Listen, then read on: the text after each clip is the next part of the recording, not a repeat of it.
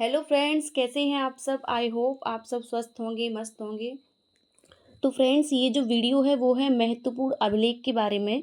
इसमें हम महत्वपूर्ण अभिलेख के बारे में चर्चा करेंगे। ये किस शासक से संबंधित है और उसमें क्या इम्पोर्टेंट है। अगर आपको इसका डिटेल वीडियो चाहिए तो वो एमसीक्यू वीडियो मेरा अपलोड हो जाएगा। मैं जल्दी ही उसको अपलोड कर दूँगी। उसमें डिटेल है हर अभिलेख के बारे में, क्योंकि क्वेश्चन कहीं से भी उठकर आ सकता है। और इसमें हम शॉर्ट ही देखेंगे कि किस शासक से संबंधित है और उसमें क्या इम्पोर्टेंट है। एक शॉर्ट वीडियो रहेगा और उस वीडियो में डिटेल आपको हर अभिलेख के बारे में बताऊंगी। तो चलिए शुरू करते हैं।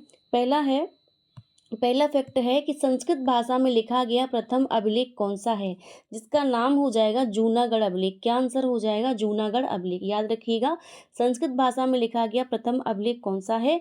जूनागढ़ अभिलेख है। और ये किस राजा से संबंधित है? ये है रुद्रदामन प्रथम से। सेकंड देखेंगे हम यहाँ पर कि चंद्रगुप्त मौर्य के नाम का उल्लेख सबसे पहले किस अभिलेख में किया गया। तो चंद्रगुप्त मौर्य के नाम का उल्लेख सबसे पहले किया गया, वो किया गया जूनागढ़ अभिलेख में। इसका आंसर भी जूनागढ़ अभिलेख ही होगा। और ये किस राजा से संबंधित है? ये है रुद्रदामन प्रथम से। तीसरा हो जाएगा हमारा, स्वयंवर प्रथा का उल्लेख सबसे पहले किस अभिलेख में हुआ। तो वो भी क्या हो जाएगा आंसर? जूनागढ़ अभिलेख में। तीनों के एक ही आंसर है, याद रखिएगा। जूनागढ़ अभिलेख में स्वयंवर प्रथा का सबसे पहले उल्लेख किया गया। और जूनागढ़ अभिलेख किस राजा से संबंधित है? वो है रुद्रदामन प्रथम से। इसका डिटेल भी एमसीक्यू वीडियो में आ जाएगा, आप देख लीजिएगा कि क्या है और कहाँ पर स्थित है ये अभिलेख, सब कुछ उसमें मिलेगा आपको। चौथा हो जाएगा यहाँ पर कालिदास जी का उल्लेख। कालिदास जी का उल्लेख सबसे पहले किस अभिलेख में हुआ? तो वो हुआ ऐहोल अभिलेख में। किस अभिलेख में? ऐहोल अभिलेख में किया गया। और ये जो अभिलेख है वो है पुलकेशिन द्वितीय से संबंधित। किस शासक से संबंधित है? पुलकेशिन द्वितीय शासक से ये संबंधित है। चौथा हो जाएगा सती प्रथा का सबसे पहले उल्लेख किस अभिलेख में किया गया? बहुत आईएमपी है ये। एरड़ अभिलेख में। किस अभिलेख में हुआ सती प्रथा का सबसे पहले उल्लेख? एरड़ अभिलेख में किया गया। और ये किस राजा से संबंधित है? ये है भानुगुप्त शासक से संबंधित।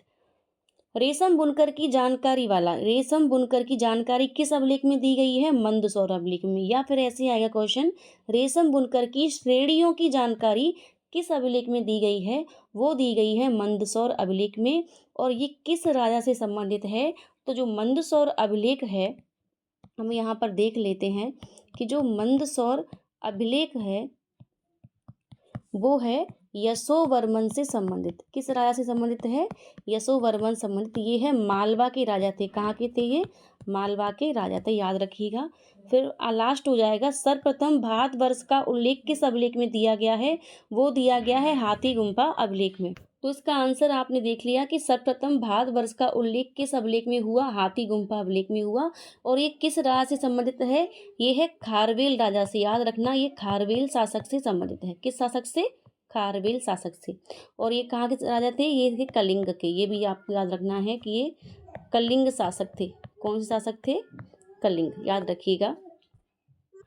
तो ये किस शासक से संबंधित हो जाएगा? कलिंग शासक। कौन सा शासक था ये? कलिंग शासक। कलिंग शासक थे ये राजा खारवेल, याद रखिएगा। तो ये बहुत इंपॉर्टेंट है। इनका डिटेल जो वीडियो है वो एमसीक्यू में आ जाएगा, आपको एमसीक्यू वीडियो मिल जाएगा। तो मिलते हैं अगले वीडियो में, तब तक के लिए धन्यवाद। जय हिंद, जय भारत।